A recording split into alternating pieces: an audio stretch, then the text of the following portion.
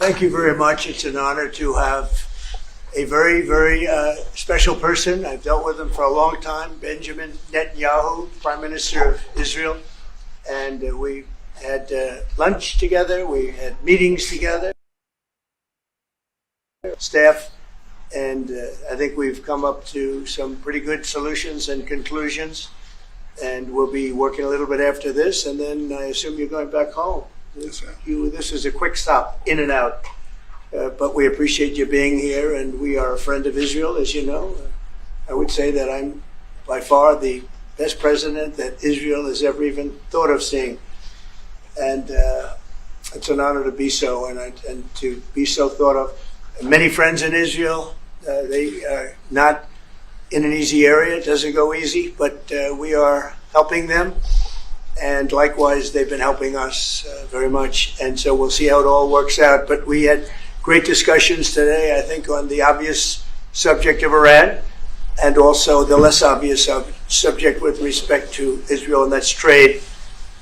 And I think the Prime Minister is going to tell you a little bit about trade and what they're doing for the United States. So I want to thank you all for being here. Thank you very much. And thank you. Benjamin, thank you very much. Thank you, Mr. President. Thank you, Don. Thank you. Mr. President, I want to first thank you for inviting me again to the White House. You've been a remarkable friend of the State of Israel.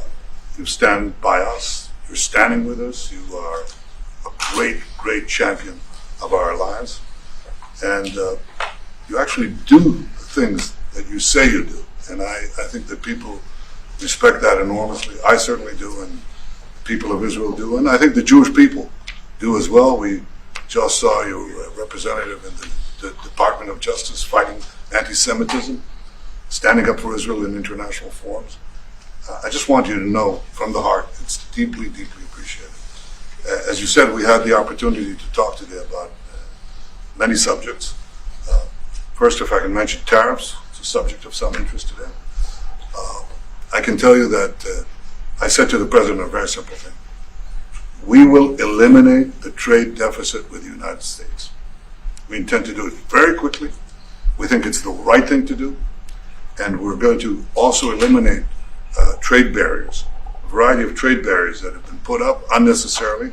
And I think Israel can serve as a model for many countries who ought to do the same. I recognize the position of the United States. It says, we're allowing other countries to put tariffs on us, but we don't put tariffs on them. And, I'm a free trade champion, and free trade has to be fair trade. And I think that's basically the position that you have put forward, Mr. President. We are going to eliminate the tariffs, and rapidly. I had the opportunity to speak to Secretary Lutnick yesterday. We talked about how we could effect this quickly, and I hope to bring a solution very quickly. We're not talking about intentions. We're not talking about, just words. We're talking about results. And those results are going to come in. That's the first. Thank you very much. It's very nice. Thank you. Thank you. Mr. President, what about the hostages deal? Well, What about the hostages? Let him I finish. didn't finish. I didn't begin. We spoke about not only the hostages, but about Gaza.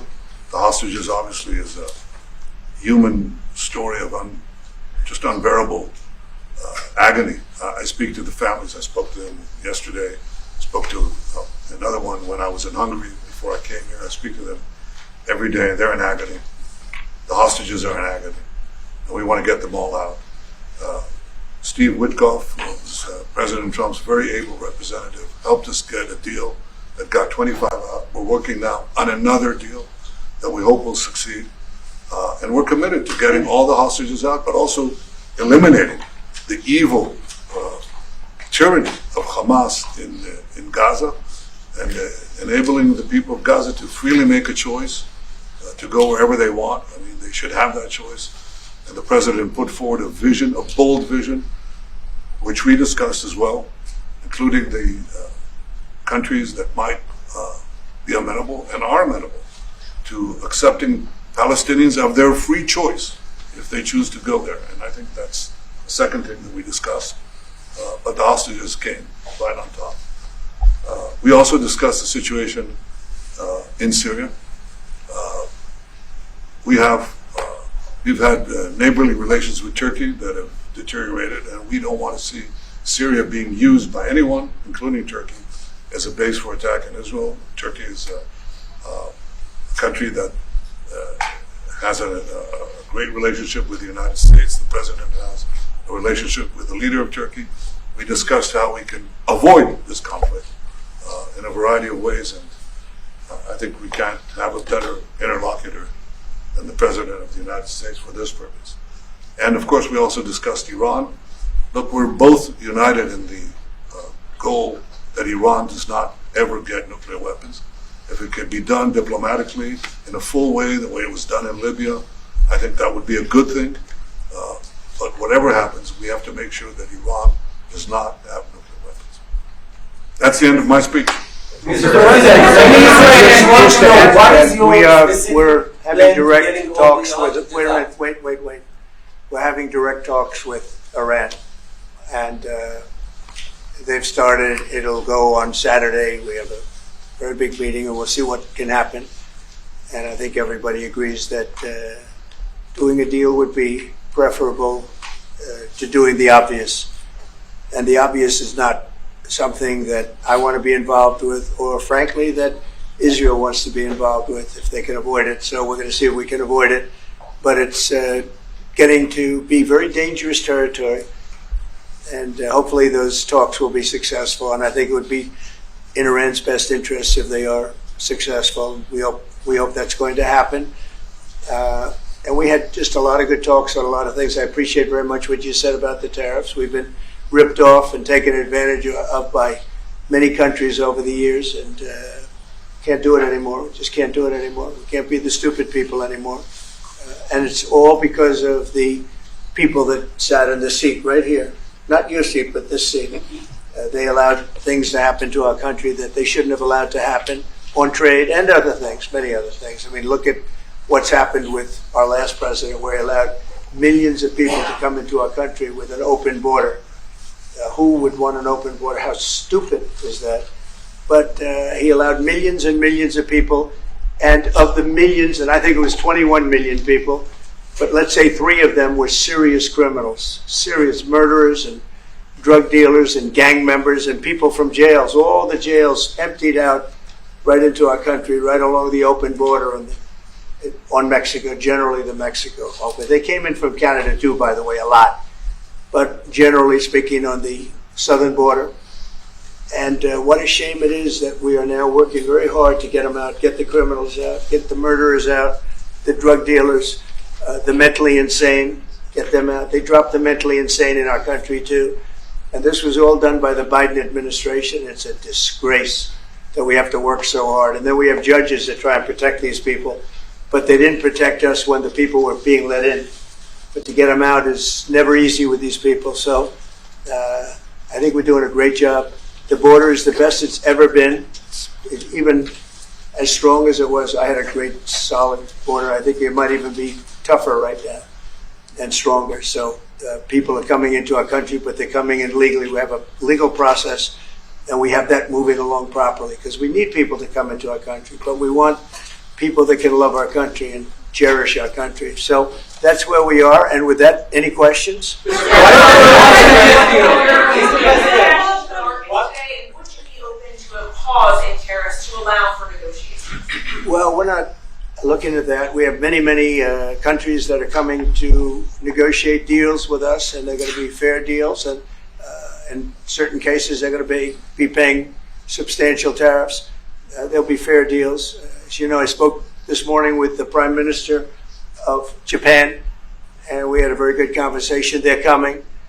And I said, one thing, you're going to have to open up your country, because we sold no cars, like 0 cars in Japan, and they sold millions of cars into our country. They don't really take our agriculture, a little bit of it just to keep us slightly happy, but they don't take what they're supposed to be taking. So we have a great relationship with Japan. We're going to keep it that way, but they're coming in to meet, and other countries are coming in. With China, as you know, against my statement, they put a 34% tariff on above what their ridiculous tariffs were already. And I said, if that tariff isn't removed by tomorrow at 12 o'clock, we're putting a 50% tariff on above the tariffs that we put on. So they've gone for years. They've become a rich country because of people, again, that were in the White House that allowed this to happen. Hundreds of billions of dollars a year they'd make on us on trade, and it shouldn't be that way. And I have a great relationship with President Xi. I hope it's going to stay that way. I have great respect for China, but they can't do this with just, we're going to have one shot at this, and no other president's going to do this, what I'm doing. And I'll tell you what, it's an honor to do it because we have been just destroyed, what they've done to our system. You know, we have $36 trillion of debt for a reason. And the reason is that people allowed it to get that way. So we'll be talking to China. We'll be talking to a lot of different countries. And I think, you know, if we can make a really fair deal and a good deal for the United States, not a good deal for others. This is America first. It's now America first. And we didn't put America first. We put America last. The people that were in the Oval Office put America last, and we're not going to stand for it. Yeah.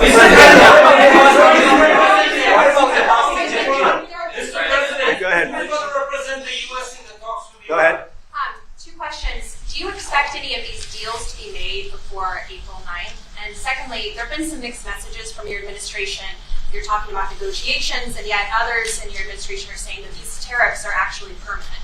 What is that? Well, it could be. They can both be true. There can be permanent tariffs, and there can also be negotiations because there are things that we need beyond tariffs. We need open borders. You know, we almost had a deal with China where we're going to open up China. It was almost done. Some of you remember it during my first term, and it was very disappointing. We ended up making a great deal. $50 billion worth of product was sold. $50 billion. You'd like that in Israel. And I made that deal, but it wasn't the deal that I wanted. It was the deal that I wanted was that plus they were going to open up China so that our companies could go into China and compete with other countries and China for the, you know, for a large number of people. And at the very end, that deal was terminated, and we went to a piece of the deal. And there are a lot of things outside of tariffs, but tariffs are very important. But there are a lot of things like opening up countries that were totally closed. China is essentially a closed country. In fact, it is a closed country. And what they do is they charge tariffs so that if you sell cars or if you sell anything, nobody's going to buy it because the price is out of control. But that's true with a lot of other countries also. So we're going to get fair deals and good deals with every country. And if we don't, we're going to have nothing to do with them. They're not going to be allowed to participate in the United States. Mr. President,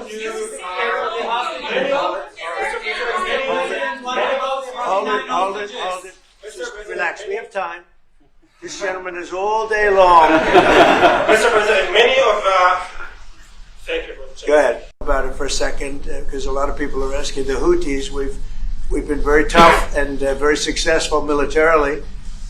We've really damaged them badly. These were people shooting down ships and other things, by the way, flying objects like airplanes, and we've put a major hurt on the Houthis, which nobody's been able to do. We've really hit them hard, and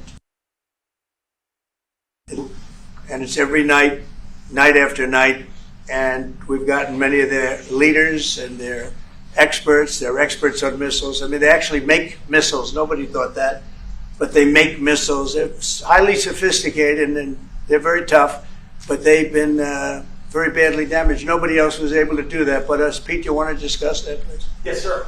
It's been a bad 3 weeks for the Houthis, and it's about to get worse. It's been a devastating campaign, whether it's underground facilities, weapons manufacturing, bunkers, troops in the open, air defense assets. We are not going to relent, and it's only to get more unrelenting until the Houthis declare they will stop shooting at our ships. And we've been very clear with the Iranians as well.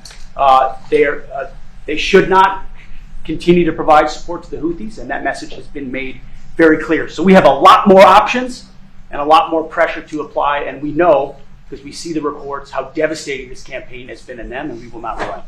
We have a great military. There's no military like our military, and despite Biden having given a lot, but nevertheless a pretty small piece, but it was a lot of our military away in Afghanistan, and one of the dumbest situations, I think, and maybe the most embarrassing situation we've ever been involved in, that short period of time in Afghanistan. What a disgrace that was, but left a lot of our military behind. Left. You see them in their annual parades where they're parading trucks that are armor plated and different things that they can't. But it's many billions of dollars we left behind. But despite that, we have a tremendous military. That was a very small portion because we rebuilt the military during my first term, and we have great things happening with our military. We also essentially approved a budget which is in the facility. You'll like to hear this, of $1 trillion, $1 trillion, and nobody's seen anything like it. We have to build our military, and we're very cost conscious, but the military is something that we have to build, and we have to be strong because you got a lot of bad forces out there now. So we're going to be approving a budget, and I'm proud to say, actually, the biggest one we've ever done for the military. We're cutting other things that were under DOGE, but under a lot of other.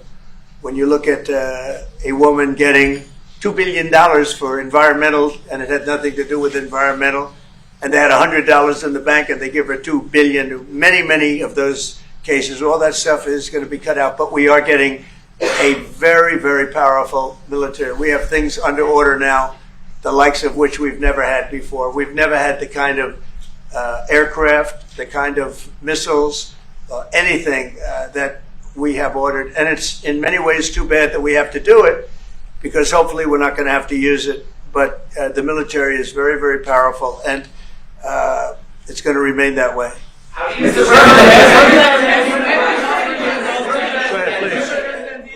Yes, Queen? Thank you, Mr. President. I want to ask you about Iran, because this is the first time we hear that the U.S. is having a direct contact with the Iranians. Is it possible to give us some more information at what level is the U.S. is High level, very high level, yeah. We're dealing with the Iranians. We have a very big meeting on Saturday, and we're dealing with them directly. You know, a lot of people say, oh, maybe you're going through surrogates, or you're not dealing directly, you're dealing through other countries.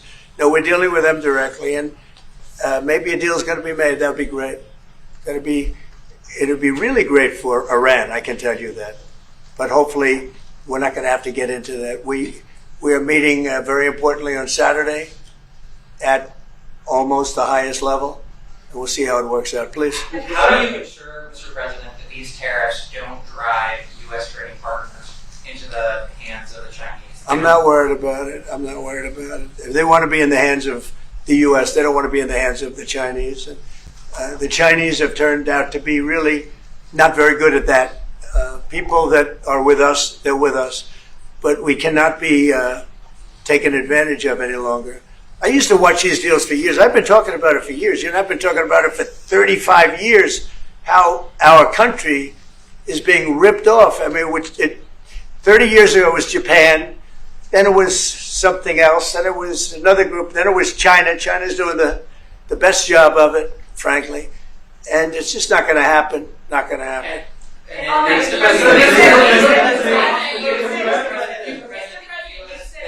EU has said that they have offered 0 for 0 tariffs on cars and industrial goods. Is that not enough? Well, the EU, no, it's not. The EU has been very tough over the years. I always say it was formed to really do damage to the United States in trade. That's the reason it was formed. It was formed with all of the countries from Europe, I guess most of them, not all of them, but most of them. And they formed together to create a little bit of a monopoly situation, to create a unified force against the United States for trade. So they have NATO, which is largely the same countries, and they took advantage of us dollar-wise and militarily until I got there. You know, I was able to get $600 billion from NATO, where they paid NATO because most of these nations weren't even paying. We were paying for NATO, so we're paying them to guard them militarily, and they're screwing us on trade. So that's not a good combination. So now it's really turned around. It's the opposite, and the European Union's been very bad to us. They don't take our cars, like Japan in that sense. They don't take our agricultural product. They don't take anything practically. And yet they send millions of cars in a year, Mercedes-Benz, Volkswagen, BMWs. They're sending millions and millions of cars into the U.S., but we don't have a car that's been sold to the European Union or other places, but let's go for the European Union. And it's not going to be that way. It's got to be fair, reciprocal. It's got to be fair. It's not fair. We have a deficit with the European Union of $350 billion. And it's going to disappear fast. And one of the reasons and one of the ways that that can disappear easily and quickly is they're going to have to buy our energy from us because they need it. They're going to have to buy it from us. They can buy it. We can knock off $350 billion in 1 week. They have to buy and commit to buy a like amount of energy. And we have that. You know, we have more energy than any country in the world. I don't know if you know that. He knows everything, but the one thing he may not know, we have more energy than any country in the world. We have more of every kind of energy, every form of energy, from oil and gas to coal. And people talk about, I call it beautiful, clean coal. As you know, Germany is opening up a coal plant a week. They tried the windmills and it didn't work. They tried all the other solutions and they were ready to go out of business. Now they're doing a coal plant a week. China is now up to 2 coal plants. They're opening 2 major coal plants every single week in China, all over China. And then we're not allowed to use coal. Well, we have clean, beautiful coal more than anybody else. We have oil and gas more than anybody else. We have the most energy of any country in the world, including Saudi Arabia, including everybody, by a lot. And I took it to number 1. We were number 3. And I took it to number 1 during my administration. And the reason that we were hurt so badly and the reason that we went into such incredible inflation during Biden is energy. It was also their bad spending, but energy, because they played around with this incredible thing that we had built, this administration had built, and the energy costs went through the roof. And when that went up, everything else followed. Now, if you look at what's happening, you're going to see this today. I said we're going to try and get groceries down, right? An old-fashioned term, but a beautiful term. Eggs. So when I got in, the press went absolutely crazy the first week. They said, eggs have quadrupled in price. I said, I just got here. Tell me about it. And Brooke Rollins and our team did a great job, and eggs are down now 79%, and they're all over the place. And this was a problem that somebody else would have taken a long time to cure. We have energy is down. We have interest rates are down. We have groceries, meaning food is down. We have everything is down at levels that nobody ever thought possible. Energy looks like it's going to be in the $2.50 a gallon range and maybe below that for a car. So for gasoline. So we're really doing amazing. I mean, we're cutting prices because prices got so high, people couldn't live. I mean, the prices for groceries, the prices for standard groceries, standard things were going through the roof. They couldn't live. And now those prices are coming down. So call them groceries, but that's down, energy's down, and interest rates are down. Everything's down. And the interest rates, the beauty there is when we refinance debt, you know, debt's become such a big factor in this country. We're going to start paying debt off with tariffs and other things. But it's such a big factor because the interest rate's so high. Well, now that's coming way down. So our budget's going to look a lot better because interest costs are way down. And I guess I've done that. Okay. Many Israelis are watching you now on live show. Good. What is your specific I hope they like way of getting the hostages out from the horrific captivity? Yeah, we are trying very hard to get the hostages out. We're looking at another ceasefire. We'll see what happens. But we want to get the hostages out. The Israeli people want the hostages out more than anything. They want the hostages out. This man is working very hard with us to do that. I mean, I don't know. I hope he's being appreciated because he's been a great leader. He's working very, very hard on the hostages and many other things. And there are plenty of things you have to work on. It's a tough place in the world, isn't it? I have a good partner. Yeah, you do have a good partner, and so do we. We're working very hard on the hostages. If you're going to negotiate a new deal with Iran, can you elaborate how it's going to be more effective than the JCPOA? Well, I can't really say that, but I think it'll be different and maybe a lot stronger. but they were so happy when we made that first deal because we did get a lot out. You know, I had people right in this office, this beautiful Oval Office. They came in, 10 people, hostages, you know that. And I said to them, so how was it? And the stories they told me, I mean, as an example, I said to them, was there any sign of love? You were there, 10 people. It's only 10, but it's pretty representative. Did the Hamas show any signs of, like, help or liking you? Did they wink at you? Did they give you a piece of bread extra? Did they give you a meal on the side, like, you know, you think of doing? Like what happened in Germany, what happened elsewhere. People would try and help people that were in unbelievable distress. They said no. I said, all of them. I said, did they ever wink at you like, you'll be okay? You're going to be okay? No, they didn't do that. They'd slap us. The hatred is unbelievable. And the lives, you know, they lived in a pipe, not really a tunnel, it was a pipe. And they always thought they were suffocating. They were going to suffocate. And then they'd open up the pipe, and it was like 3.5 feet high. This isn't, you know, we hear tunnels bad, but pipes are worse. And the stories I heard were incredible. But I just said, was there any sign of potential love or affection? And there were none whatsoever. It was amazing to me. There was nothing like, here, take this, it's a little extra meal or something. They lived like hell. I don't know. They seemed to be, they were amazing to me because they seemed to be pretty normal. They weren't scarred, but I guarantee underneath they have to be scarred. And one was there for 356 days. Another was there for about 180 days, you know, a long time.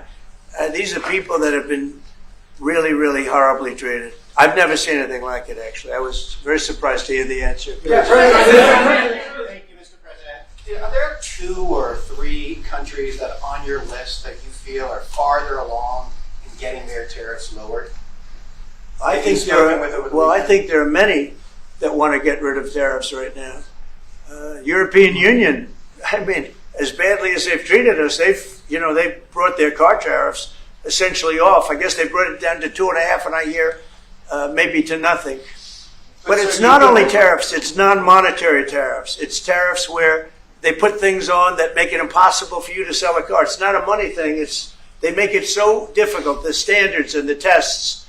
They drop a bowling ball on the top of your car from 20 feet up in the air, and if there's a little dent, they say, no, I'm sorry, your car doesn't qualify. When the same car from Germany would dent likewise. Unless you can have an army tank, it's going to dent. So they come up with rules and regulations that are just designed for one reason, that you can't sell your product in those countries. And we're not going to let that happen. Those are called non-monetary barriers. They make barriers that are so tough that it's impossible to qualify. So tariffs are a big part of it, but there's another big part of it, and that's barriers. They also do something else. They manipulate their currency, and they drive it down. They want to have low currencies. You know, it sounds better to have a high currency, a strong dollar or whatever, but they bring their currency down, and when it competes with our currency, it's very hard to sell a tractor. It's very hard to sell product because their currency is low and ours is much higher relatively. And so it makes it very hard. I speak to a lot of companies that do business, tractor companies, and they say it's so hard to sell because what they've done is they've lowered the yen or they've lowered the yuan or they've lowered their currency, so that it's very hard to compete. We don't want that either. So we have a lot of things that we're talking about, but we're going to fix it properly, and it's going to be fair to everybody. And in the end, I think we're going to have a world that does a lot better, you know, but they have to respect the United States. And nobody but me would do this. Nobody but me would do this. You know, it would be nice to serve, a nice, easy term, but we have an opportunity to change the fabric of our country. We have an opportunity to reset the table on trade. We lose billions of dollars. We lose close to $2 trillion a year on trade. We lose $1 trillion a year to China. $1 trillion. We lose hundreds of billions of dollars a year on trade to China. We lose hundreds of billions of dollars overall, probably close to $2 trillion. why would we do that? Number one, why would we do that? And then you have to say, is it sustainable? Then you hear about all of the people that say, well, deficits. If we have a deficit with the country, or if the country has a big surplus with us, like China has a massive surplus, that they take and they spend on their military. Well, we don't want that. I don't want them to take $500, $600 billion a year and spend it on their military. I don't want them spending money on their military. And I shouldn't have to spend money. We shouldn't have to spend it either. Because, hopefully, and I said this to President Xi, hopefully it's money that we're never going to use. In other words, because we're not going to use those incredible weapons that we have and that they have. We don't want that. So it's going to be very interesting. It's the only chance our country will have to reset the table. Because no other president would be willing to do what I'm doing or to even go through it. Now, I don't mind going through it because I see a beautiful picture at the end. But we are making tremendous progress with a lot of countries, and the countries that really took advantage of us are now saying, please negotiate. You know why? Because they're getting beaten badly because of what's happening. They're getting beaten badly. They're being devalued as countries. But it's the only chance we're going to have to reset the table on trade. And when we do, we're going to come out unbelievably well. We're going to have a strong country economically again. And we're going to have those factories that are empty all over the United States. We've lost 90,000 plants and factories. Think of this. 90,000, you wouldn't think it's possible. 90,000 plants and factories since NAFTA, which was, by the way, the worst trade deal ever developed, ever had by any country anywhere, NAFTA. And I terminated NAFTA. Everybody said it would be impossible. And I terminated it through Congress. We terminated it. You had to get it through Congress. It was a trap. It was a horrible thing. And we got it done. The problem is they cheat. They cheat like crazy. Canada cheats. Mexico cheats. Just one of those things. But we are resetting a table, and we're going to have great trade. And we're going to have a very strong country. Our country is going to be at a level that has maybe never been, or maybe, our country was the strongest, believe it or not, from 1870 to 1913. You know why? It was all tariff-based. We had no income tax. Then in 1913, some genius came up with the idea of let's charge the people of our country, not foreign countries that are ripping off our country. And the country was never that kind of wealth. We had so much wealth, we didn't know what to do with our money. We had meetings, we had committees, and these committees worked tirelessly to study one subject. We have so much money. What are we going to do with it? Who are we going to give it to? And I hope we're going to be in that position again. Do you plan to reduce the tariffs that your government put on Israeli goods? 70%? On where? On Israeli goods, the 70%. Do you Well, we're talking about a whole new trade. Maybe not. Maybe not. Don't forget, we help Israel a lot. We give Israel $4 billion a year. That's a lot. Congratulations, by the way. That's pretty good. But we give Israel billions of dollars a year. Billions. It's one of the highest of, and we give a lot of countries money. You wouldn't believe if I said we give Afghanistan a lot of money. Do you? Because that was a Biden deal, another Biden deal. Not only did he embarrass us with that, but they give them billions of dollars, Afghanistan, right? So, but no, we take good care of our friends, and we don't take care of our enemies. We're not taking care of our enemies anymore, but we do take care of our friends. The IDF is fighting again in the Gaza Strip. I myself might be called up in a month. Do you think that's the way to pressure Hamas to get to a deal? And do you think blocking humanitarian aid is also an effective pressure? Well, you know how I feel about the Gaza Strip. I think it's an incredible piece of important real estate, and I think it's something that we would be involved in, but having a peace force like the United States there, controlling and owning the Gaza Strip would be a good thing. Because right now, all it is for years and years, all I hear about is killing and Hamas and problems. And if you take the people, the Palestinians, and move them around to different countries, and you have plenty of countries that will do that, and you really have a freedom a freedom zone. You call it the freedom zone, a free zone, a zone where people aren't going to be killed every day. That's a hell of a place. It's a, you know what I call it, a great location that nobody wants to live in because they really don't. And when they have good living, real living, where Hamas and all of the problems they have, the level of death on the Gaza Strip is just incredible. And I've said it. I don't understand why Israel ever gave it up. Israel owned it. It wasn't this man, so I can say it. He wouldn't have given it up. I know him very well. There's no way. They took oceanfront property and they gave it to people for peace. How did that work out? Not good. Is the immigration, sorry, Mr. President, is the immigration Which immigration? from Gaza? From Gaza. No, free All it is a concept that I had that I think is good. And now people are copying it. You know, maybe you want to tell. People are talking about the Trump plan. Gee, why don't we do that? Would you like to answer that question?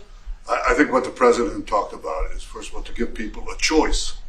You know, Gazans were closed in. And any other place, including in arenas of battle, I mean, whether it's Ukraine or Syria or any other place, people could leave. Gaza was the only place where they locked them in. We didn't lock them in. They're locked in. And what is wrong with giving people a choice? Now, we've been talking, including over lunch, about some countries, I won't go into them right now, that are saying, you know, if Gazans want to leave, we want to take them in. And I think this is the right thing to do. If you give, you know, it's going to take years to rebuild Gaza. In the meantime, people can have an option. The president has a vision. Countries are responding to that vision. We're working on it. I hope we'll have good news for you. I will say, people really do love that vision. It's a long-term vision, but so importantly is to have that be a safe field, because you're right smack in the middle of the Middle East. You're right along Israel. It should have never, ever been given away. It shouldn't have been given away by Israel. I don't know why they did it. I mean, I do know why, because they were promised peace, but that didn't work out too well, because it's one of the most dangerous pieces of land anywhere in the world. Gaza is one of the most dangerous places in the world. So they gave it away for a good intention, and it didn't work out that way. And, a lot of people like my concept, but, you know, there are other concepts that I like too. And there are some concepts I don't like. You know what I don't like? The way it is now. Because right now it's a dangerous death trap, Gaza. Yeah. Thank you, sir. Can you talk a little bit about your potential meeting with Vladimir Putin? Do you still plan to meet with him? Could that happen in Saudi Arabia? And maybe you could elaborate as well a little bit on not providing tariffs on Russia, sir. So the reason we're not talking about tariffs with Russia is because we're not doing business essentially with Russia, because they're in a war. And I'm not happy about what's going on with the bombing, because they're bombing like crazy right now. They're bombing. I don't know what's happening there. That's not a good situation. So we're meeting with Russia. We're meeting with Ukraine. And we're getting sort of close. But I'm not happy with all the bombing that's going on in the last week or so. Horrible. It's a horrible thing. It's a horrible thing. Can countries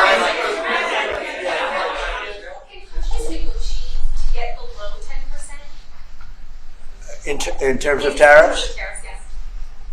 Look, we've been ripped off and taken advantage of for 40, 50, 60 years. And the reason we got ripped off and the way they did it was tariffs. They would charge tariffs, massive numbers of dollars. And when you look at China, when I took over, it was at $507 billion they were making. I call it making. A lot of people say, oh, it doesn't mean anything. Having a surplus means a lot, in my opinion. It's almost like a profit or loss statement. And when I took over, it was $507 billion that China, with this is originally, first term, and we were very, very tough on them because they were taking that money and they were building a military with it. Then when Biden came in, he let them get away with murder. He had no idea. I'll tell you what, that man had no idea what was happening, whether it was the border or China or anything else. He had no idea what was going on. And they went wild. China went wild. And the money they make is ridiculous, okay? It's just not going to happen. And hopefully we'll get along with China. If we do, that's great. And if we don't, that's okay too. But we can't let that continue because that's an abuse. They abused the poor people that sat in the seat. That poor Biden, he was abused by them. They took advantage of him, and I'm surprised. You know, they have smart people. They were radical left lunatics, but they're smart. I'm surprised they'd allow that to take, to happen. But we are going to bring great trade, and we're going to be fair to other countries. And I will say this, virtually every country wants to negotiate. If I didn't do what I did over the last couple of weeks, you wouldn't have anybody wants to negotiate. We would have gone to these countries, you want to talk? And they were, well, we don't want to talk. Now they're coming to us. They're offering things like even Bibi, and this is unrelated because it's a different kind of a relationship. But he started off our conversation today that he's cutting all of the tariffs. He's cutting everything. He's going to get down to a free base. He's going to do things that, in all fairness, other countries, if they said that, would have never even thought about doing it. Now they're offering things to us that we would have never even thought of asking them for because they're experiencing a lot of hurt. And the hurt is that they've taken advantage of us and we finally fought back. Tariffs will make this country very rich. We're rich anyway, but we're rich in a certain way. We have $36 trillion in debt. I want to get rid of it. And we can do it quickly with proper deals. So when countries don't allow us to sell our product, but we allow them to sell their product, when they charge us massive amounts of money for the privilege of going into their country, those days are over. Okay. Yeah, go ahead. Sir? Me? Yeah. He sounds so Thank surprised. you, Mr. President. On Iran, two questions, please. First, you can give us more details about where the meeting on Saturday is going to I can't tell you that. I can just tell you there's a major meeting going on between us and Iran, and that'll take place on Saturday, and it's at top level. And second question about this. A lot of people think that those talks are not going to lead anywhere because the Iranians may be will right. never give up their nuclear That's, program. I think that's a possibility too. If diplomacy fails, is the United States under your leadership ready to take military action to destroy the Iranian nuclear program and remove this threat? I think if the talks aren't successful with Iran, I think Iran is going to be in great danger. And I hate to say it, great danger, because they can't have a nuclear weapon. So is that a yes? You know, it's not a complicated formula. Iran cannot have a nuclear weapon. That's all there is. So Can't have it. ready? Right now we have countries that have nuclear power that shouldn't have it, but I'm sure we'll be able to negotiate out of that too as part of this later on down the line. But Iran cannot have a nuclear weapon. And if the talks aren't successful, I actually think it'll be a very bad day for Iran if that's the case. Yeah. Mr. President, on manufacturing. Yeah, please. Mr. President, was October 7th the death blow of the two-state solution, and would you consider classifying the Palestinian Authority as a terrorist organization for its continued pay-for-slay terror financing payments? So October 7th was a horrible day that some people, they deny it. Now, I can't believe they deny it from the standpoint of that they do it because they think it's good politically. But I've seen the tapes. I've seen things that you don't want to see. October 7th was a horrible day, and it will go down as one of the really bad days in the history of the world. It was a horrible, horrible thing that happened. And they grabbed some of these people. I'll give you an example. When I was with the 10 hostages a few weeks ago, I said, so how many are there? 59. I said, oh, so 59, so we can get 59. They sort of knew the territory pretty good. And I said, how are they doing? They said, well, only 24 are living, the rest are dead. And these are young people largely. Young people don't die. You know, young people have an amazing ability to live. They can live through horrible things. But these are young people. And when they said that 24 are living and the rest are dead. And, you know, I've had parents come up, Israeli parents largely. We have some Americans, and I guess we have one left. Alex, we have the one left. But I've had Israeli parents come up to me at events and say, my son is there. I said, well, how's he doing? Well, he's dead. But would you do me the biggest favor ever? Could you bring his body back home? They talked about a young dead boy and a young dead girl like they were living. And that could have something to do with religion. That could have something to do with, I guess maybe any parent would be. But I was surprised. They said, sir, my son is dead. It is just as important to bring that body back home. I asked that question as if he were alive. So you have a lot of them dead, and we'll be able to bring them back. But it's a horrible thing that's happened. These are largely young people. Some old ones too, frankly. And those people have lived in hell. When they came off, the second group that came out, they looked like they just got out of a concentration camp. They looked exactly like the pictures that I'd see from the 1940s, the concentration camps. And then they got a little bit better, but that second group, those people came out and I said, this is unbelievable. We're going back into a chapter in history that is one of the worst ever. It's really very bad. Okay?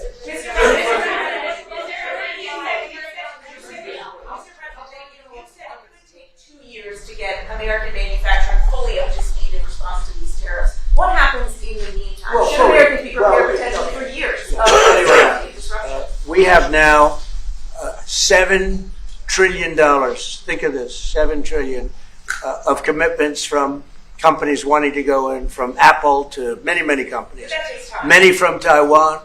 What? It takes time to Of course it takes time. Well, are you asking me a question or are you telling me? Yeah, it takes time. You got to build a thing called a factory. You have to build your energy. You have to do a lot of things. I'm giving them energy. We're going to let them build their own power plants. They'll be their own. Essentially, they're going to be in charge of the power plant because our power is not reliable enough. You have a grid that's old and susceptible to a lot of things, including bombing and weather and a lot of other things. And we're going to give them record timing in terms of approvals of electric plants. Most of them want to build electric plants. We need massive amounts of electricity if we're going to compete with China and others. And interestingly, we're way ahead right now in the AI race with China. But the way we lose that race is if we can't give them electric. But we have more plants being built. We have everything. We're doing so great. And we want to keep it that way. And tariffs will be an important part of it. But one of the other things, Lee Zeldin's doing a fantastic job, head of environmental protection. And he's doing very rapid approvals for people to get, for big companies that are going to build a plant that's going to cost billions of dollars. And we're going to get them their approvals. They have to be environmentally perfect, everything good, but they're going to be in record time, a matter of months versus a matter of many, many years. Okay? Go ahead. Turkey claims it will stabilize the situation in Syria. Turkey? Yeah. Israel doesn't want Turkey to influence Syria. What do you think? Do you think Turkey's influence in Syria can actually make it a better, more peaceful country, or vice versa? Well, I have great relations with a man named Erdogan. Have you heard of him? And I happen to like him, and he likes me, and I know the press will get very angry. He likes Erdogan, but I do, and he likes me, and we've never had a problem, and we've gone through a lot, and we've never had a problem. We've always got, as you remember, we got our minister back from Turkey. You remember that? And this was a big deal at the time, and we got him back. And I told the prime minister, I said, just, Bibi, if you have a problem with Turkey, I really think I'm going to be able to work it out. I have a very, very good relationship with Turkey and with their leader, and I think we'll be able to work it out. So I hope that's not going to be a problem. I don't think it will be a problem. Now, with that being said, I believe it was Turkey, and I said that to him. I said it. I said, congratulations. You've done what nobody's been able to do in 2,000 years. You've taken over Syria with different names, but same thing. I said, you've taken it over. He's taken it over through surrogates. He goes, no, it was not me. I said, it was you. But that's okay. You don't have to say, well, it sort of maybe was me. Okay. But what he did, he's a tough guy and he's very smart. And he did something that nobody was able to do. You got to hand it to him. Any problem that you have with Turkey, I think I can solved. I mean, as long as you're reasonable. You have to be reasonable. We have to be reasonable. Thank you very much, everybody. I appreciate it. Thank you. Thank you.